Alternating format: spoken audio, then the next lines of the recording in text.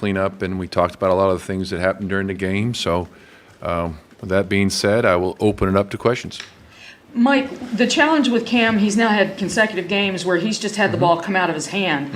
How much? He said just grip the ball tighter. Is there anything more to it than that?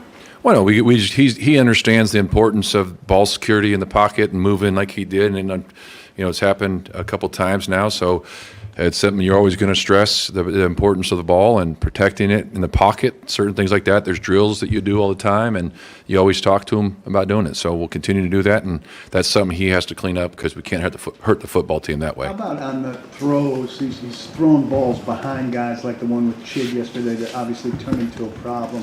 How frequently is that his issue as opposed to maybe miscommunication about the route? And what's the solution to some of those? Well, there could be a combination of all those things you just mentioned. Not every ball is going to be completed, as we all know. There's going to be certain things, and there's times when a quarterback's throw looks terrible, and it's like you go back and watch the film, you see things, and it's like you talk to the receivers, certain things that come up, you talk about technique, and there will be at times also a communication on how to run a route. Do you sit down for zone? Do you break out? Do you break in? So there's a number of different things, but those are balls that you're going to look at from a coaching staff and from a player's perspective. When you look at it on tape, you say that those are plays we've got to make. We can't have those. We can't miss those opportunities to have a successful play and stay efficient throughout the game. Mike, is there something that you could do just as far as like he likes to go deep with the ball, but there are times when stuff is open underneath. Is there something you could do just to kind of get him in better habit of taking those throws? What the defense is giving you? Yeah, that's something that you kind of always discuss during the week of practice, and there's certain times where we will take things away in practice so that he does do that. But he does like to throw the ball downfield and do certain things and make on certain throws. But that's part of it's part of him developing as a young quarterback and understanding, and he's learning. He is learning, and you could see the decision he made the other day in the game, starting that game, and the way he's played and the way he's been practicing the last couple of weeks. It's a lot easier on 2nd and 4, 3rd and 2, 3rd and 1s to play the game than it is 2nd and 10, 3rd and 12. When you hold the ball a little too long because you're trying to throw it downfield, like you mentioned, and all of a sudden the coverage all drops out. When one of our backs is sitting right there, it's a lot easier to spit it down. And when you check the ball down, more often than not, they make that first guy miss. Our tight ends included in that. You see the plays the tight ends have made on short completions this year. So it's the same thing with the back. So that's what we got. He's got to continue to do that, and it's just completions. Stay efficient, stay heading down a distance is critical. I know he likes to stay in the pocket and try to get rid of the football, but are there opportunities maybe more so that he could tuck it and run with it to just pick up 4 or 5 yards here and there and move the chains? Have those opportunities presented themselves very often? Well, very similar to the last question about checking the ball down. I think as you learn, playing the quarterback position at this level, that's exactly what you said you want to do at times. It's man coverage, or there's certain looks, certain zone defenses where all of a sudden there's a big hold crease you can hit. You can go up there and run for 4 or 5 instead of holding the ball, and it's just like throwing a check down. So now it's 2nd and short, 3rd and short, whatever that is, or you pick up a first down with your feet because of that situation. So, yeah, there is opportunities to do that at times. I'm not saying it's happened a lot, but that's something you always talk about. After the game yesterday, one of the Patriots receivers described the secondary play as a little bit lazy. It's not the first time that an opponent has questioned effort or energy from the Titans this year, I guess. First off, do you agree with that assessment? And 2, why do you think that perception is building among opponents? You guys asked me that same question the first time we talked, and I'll say the same thing today. I don't agree with it. I think our players have prepared and played hard week in and week out. So I do not agree with it. Jeff has talked about your best players playing their best. What does the defense, what does the team take when they see somebody like L'Jarius play so poorly on at least 3 plays where he's beaten easily and then disappears? Well, like we talked about, last week, we're gonna hold everybody accountable, and I think players, coaches, that's one thing we're always going to do. We're going to be brutally honest with players. Everybody. It's not just your best players. It's everybody. You're going to talk to players and say, hey, this is the way we got to play. They're all going out there trying to do, what they're supposed to do. What does holding him accountable besides conversation look like in how you run things? Well, like after every practice, after every game, you talk to every player, every coach. As a head coach, you address the team. As a coordinator, you address, one of the three phases. And then as position coaches, you address your players. And our job is we're never criticizing the player. What we're doing, we're coaching the players. So we're trying to get the players to play to the best of their abilities week in and week out and help them be successful. That's what coaching is. And you can be hard on players, and then there's the opportunity at times you love them up. There's a lot of really good plays too. So you always got to, as players, you always tell them this: we're not criticizing. We're not at all. It starts with us as coaches. But the most important thing is we're trying to help you and help our football team become the best team we possibly can. You be the best player. So that's what we're going to do. And listen, there's going to be some mistakes. We're playing some good football teams, some really good players. You're going to get beat from time to time. You're going to get beat. That's part of the game. Okay, it's just a matter of doing all the little things right. Okay, so that we're all on the same page doing things. What type of approach have you found best works with Cam? You talk about sometimes you love him up, sometimes you coach him hard.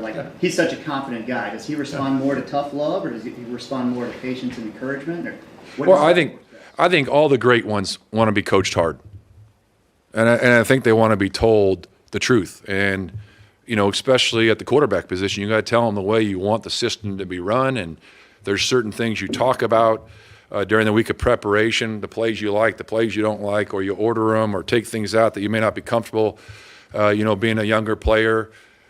So I think he wants to be coached hard, and he wants to be told the way it should be done and how to do it. And then I think on game days, you got to let players go out and play. And, you can't, there's going to be certain things you talk about during the week through drills and, do certain things, but then on game day, they got to go out and play. What's an example then of coaching hard? Let's say when he fumbles the ball twice like he did, how do you respond to him with that?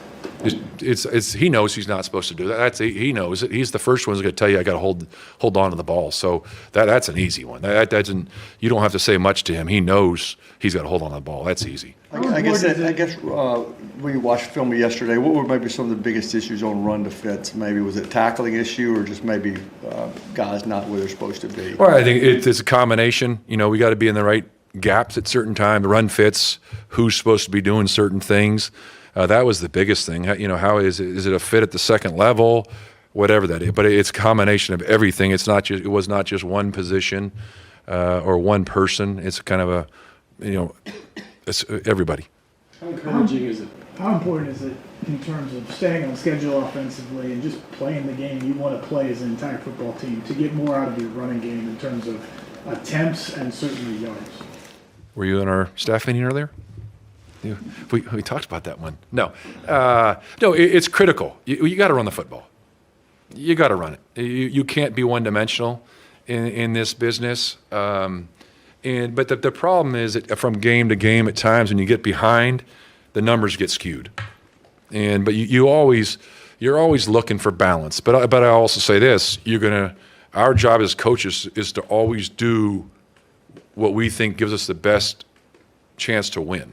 And so there's been plenty of games where we've thrown it 40, 50 times. Shoot, with Tim Tebow in Kansas City one year, we ran it 50-something times, threw it a couple times in the game. I think we had a couple completions in the game, but we won the game. That's all that matters. So we're always going to look at that as what are we doing well? And there's games you go into as a play caller too, I've done before, is you think you're going to go in, you're going to air it out 40 or 50 times, you get the run game going, and you just keep going, you keep running. Next thing you know, the numbers are completely different than what you thought. So you always go in the plan, but as in a perfect world, there's some balance to it all.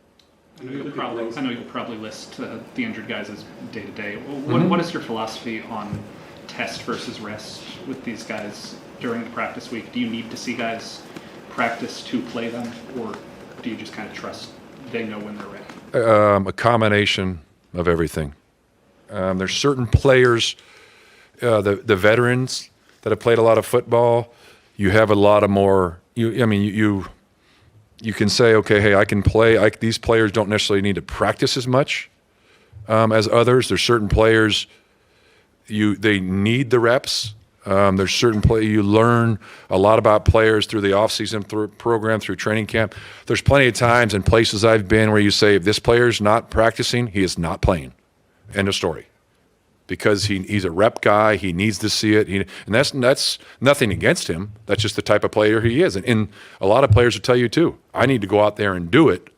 And then there's other players that they can just naturally go out there and be successful. So every player is different.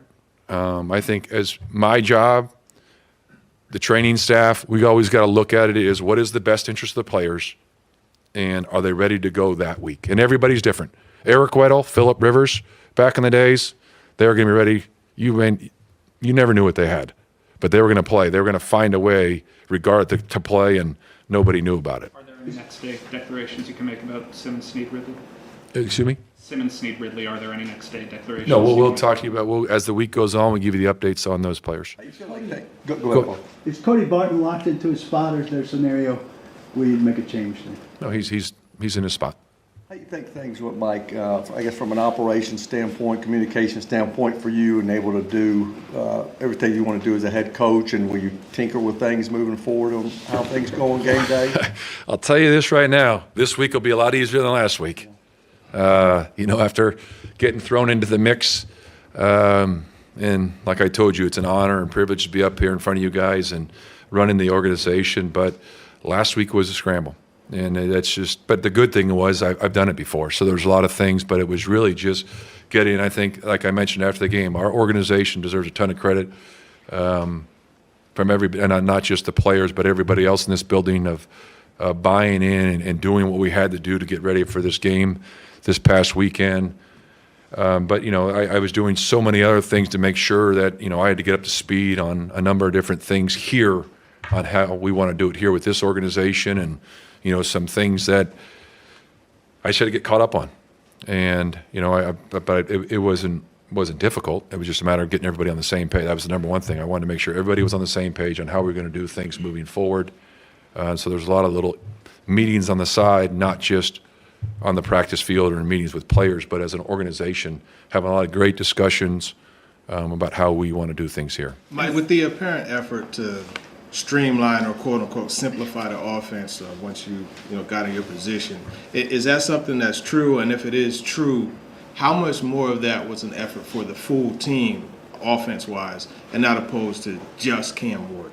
Well, I don't necessarily know that simplify is the right word. I think every week we are looking at what does our offense do best, and what is the best way to approach this game plan.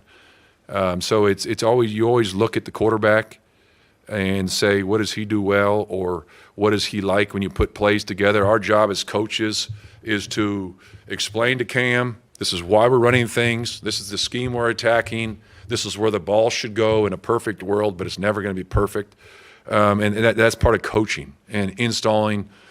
And as a young player, it's important that he gives us a lot of feedback about what is he like and what is he not like. Because I firmly believe if the quarterback likes it, it's probably going to work more often than not, because he knows what he's doing and those are his favorite plays and things like that. But I also think it's important that he understands that, this is the scheme, or these are certain plays we want to put in this week. But you just want to hit, the most important thing is let the quarterback go out and play fast. I wouldn't, so.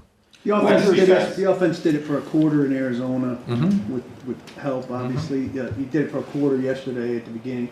What gives you confidence that this offense can sustain something long enough over the course of a game to put forth a winning effort and enough points? Because of what it means to these players and the way they work, and we've seen it be done. We just got to do it more consistently.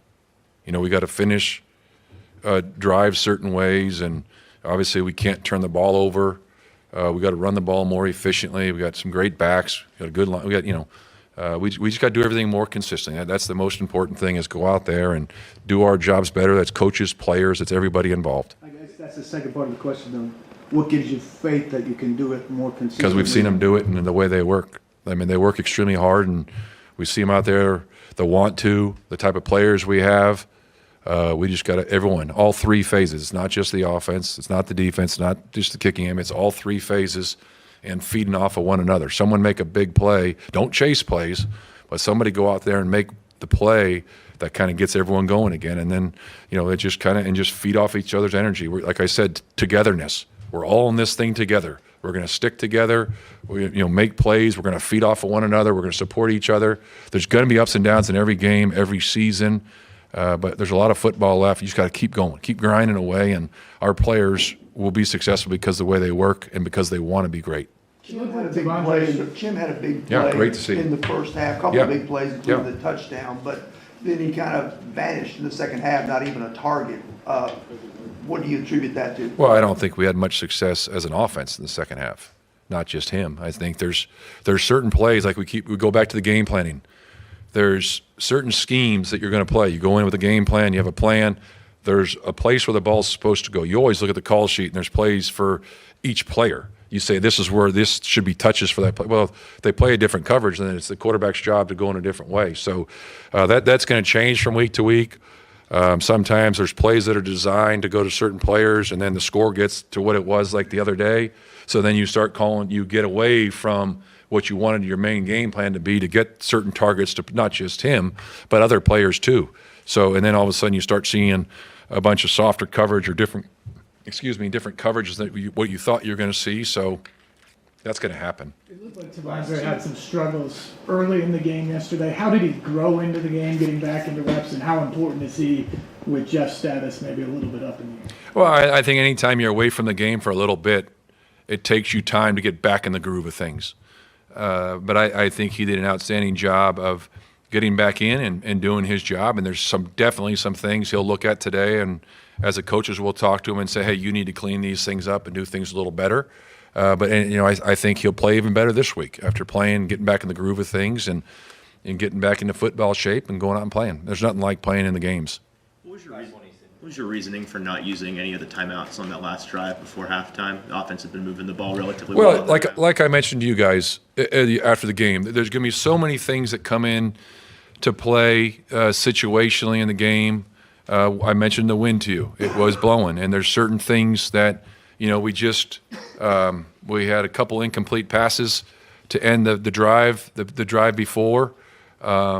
Unfortunately, and we put the defense back out there. I think it was 148, and then the defense goes out and the ball goes over their head, and it's a touchdown, and the score's what it is. So there's certain things that will always go into play and be factors of what's the score of the game, what's the weather like, how are we playing offensively, defensively, certain things, and so every situation's different. I mean, it's always going to be different. If you go in the other direction, it's a whole different deal.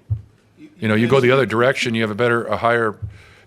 Where do we need to get? I mean, there was a lot of, like I told you guys yesterday, there was a lot of discussion when the ball was on the 27-yard line with the wind blowing the way it was and where we need to get. And then, you have a penalty here and there, and then you start thinking about things. So there are so many things you guys don't hear, about the discussions that go into things.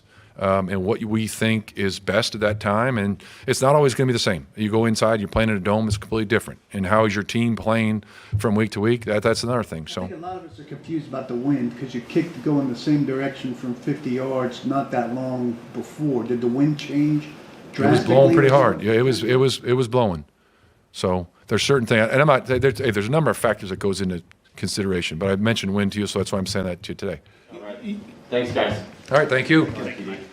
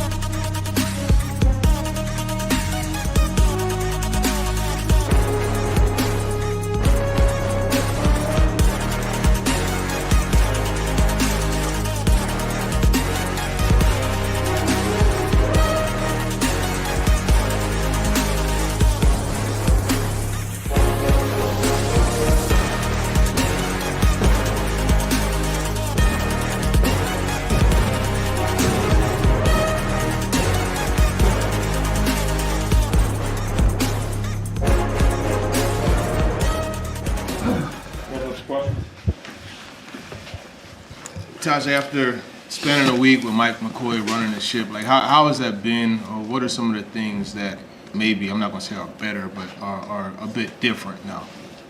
It's a bit different. Of course, he's a totally different person than Brian. But he preaching like more mindset, and he's preaching more so.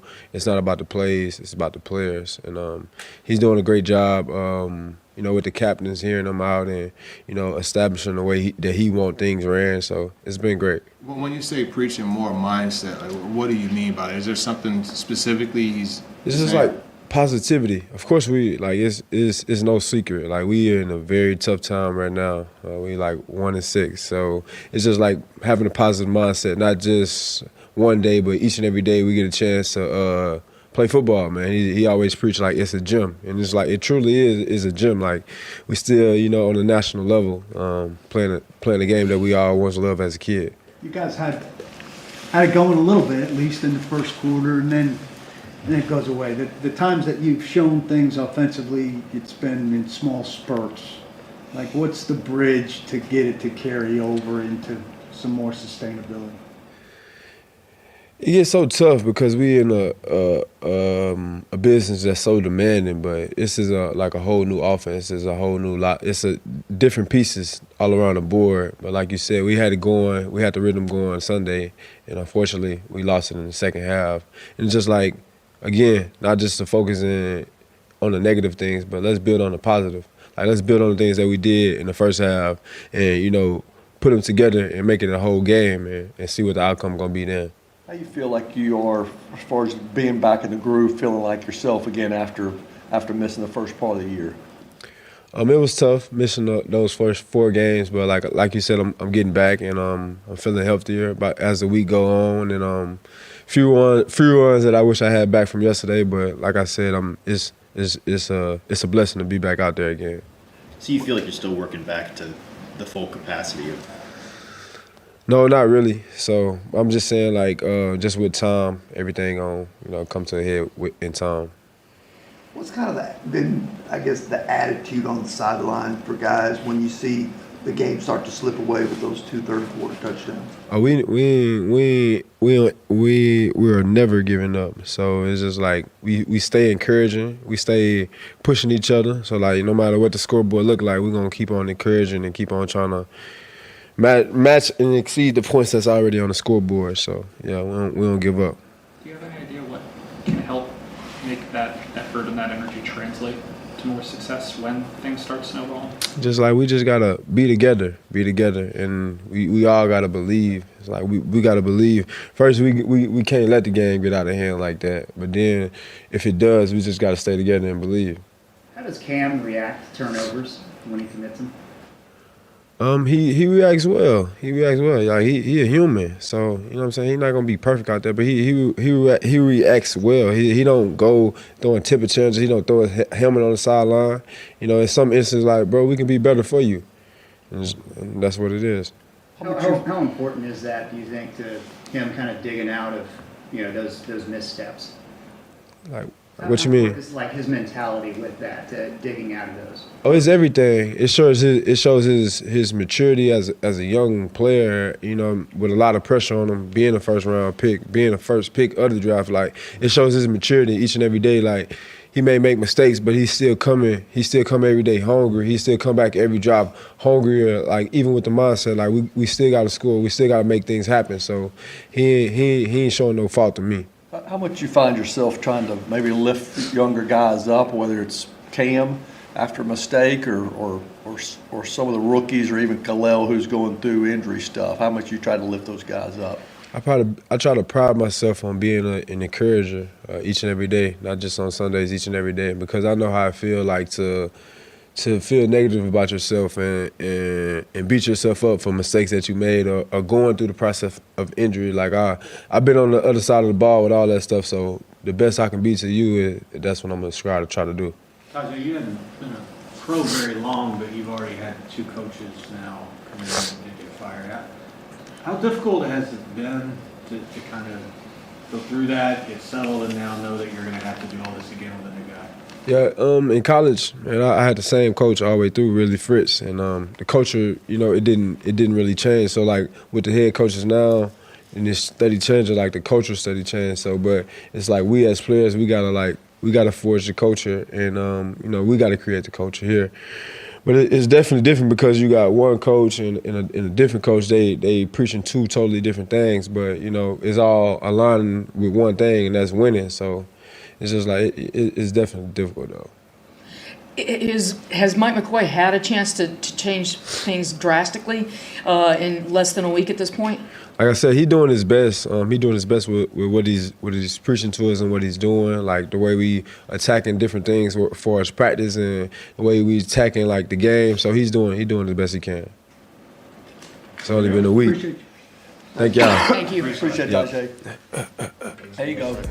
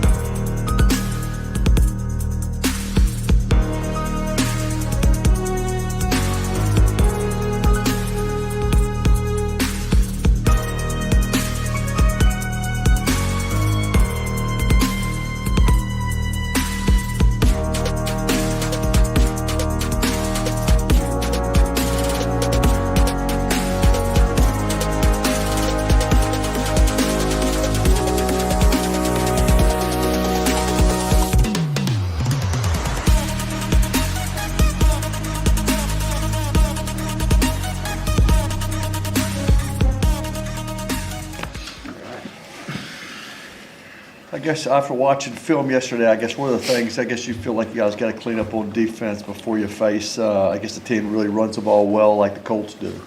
Yeah, obviously not letting teams get explosives, not letting teams get big shots in the pass game, and then also up front, for the front seven, just building a wall in the run game. We got a tough challenge coming up this Sunday, and we got to be able to build the wall up front, and obviously protect the back end.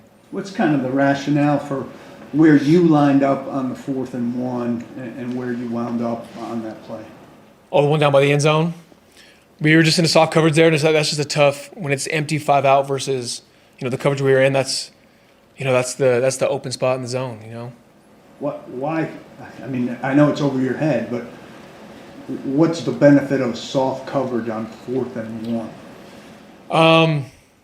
I'm not trying to pick apart no calls or anything. It's just that was the call we were in, and we just happened to be in that call to that offensive play, and it just didn't work out. You looked kind of confused when you got there and tackled. You looked up at Condre. Condre was kind of looking at you, clapping. What was the resolution there? No, there was no confusion, but it was just something we had to check to, and it happened late, and just they ended up converting it.